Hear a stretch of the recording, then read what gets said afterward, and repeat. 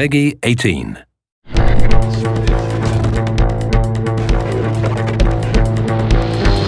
Frostbite's been in development since 2006, and there's always been a roadmap and a plan for Gen 4 and beyond. So I like to think of Frostbite as an evolutionary process, and Frostbite 3 is the next step in that evolution. Frostbite 3 is a really powerful tool set. A gamer is going to experience a much more authentic, believable, and realistic-looking game. We have one unified program where you can create content that will run on everything from an iPhone to a next-gen console. And now it's really coming online and enabling the game designers to do way more than they've ever been able to do before. We spend significant effort on creating more dynamic and living environments. Before, they would have to go to a lot of work to make a tree feel like it swayed in the wind. Now we give them the tools to create the tree, and we let the game engine control how the wind affects that tree. Frostbite allows everything to work together. The waves on the beach, the wind blowing the whitecaps, even the clouds overhead all move consistently with the forces of nature. You might see an explosion go off, you'll see the trees nearby shake from the explosion. It's sort of subtle, but it creates this sense of seamless reality. So the large world coupled with a lot of people running around interacting with you really pays off in Battlefield 4.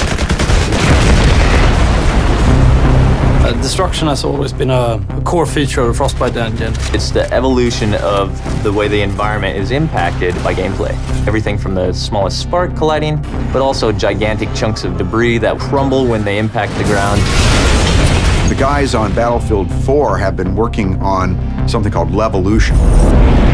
Levolution is really about the concept how you can drastically change a multiplayer map into something different.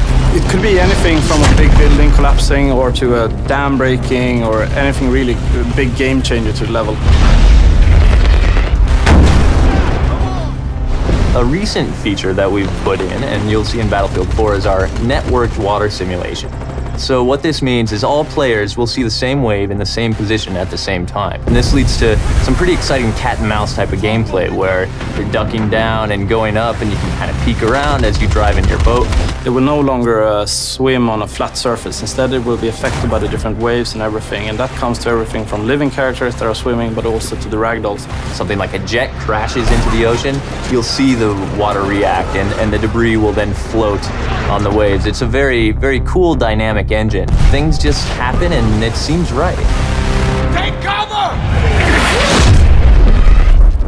In Frostbite 3, we've made a priority of much more believable, emotionally believable characters. There's a whole slew of features in Frostbite that support that, and one of the most important is the way a person's eyes look. The way we render characters is better than ever before. We're doing subsurface scattered models. We have parallax animation in the iris. You'll notice it looks like a real eye. You'll back me up, right? Frostbite 3 is so much more powerful than any engine I ever used before. And it's not just the specific features and the framework, it's the fact that we're collaborating with other teams around the world.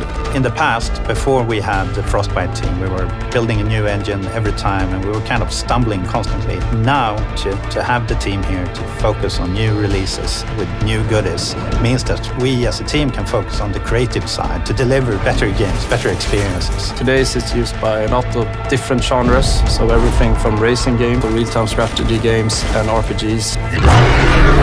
So in Battlefield 4, when the building collapses, the dust starts expanding, the debris is falling, the sparks are flying, the boats are ramping off of waves, all of this is because of Frostbite 3.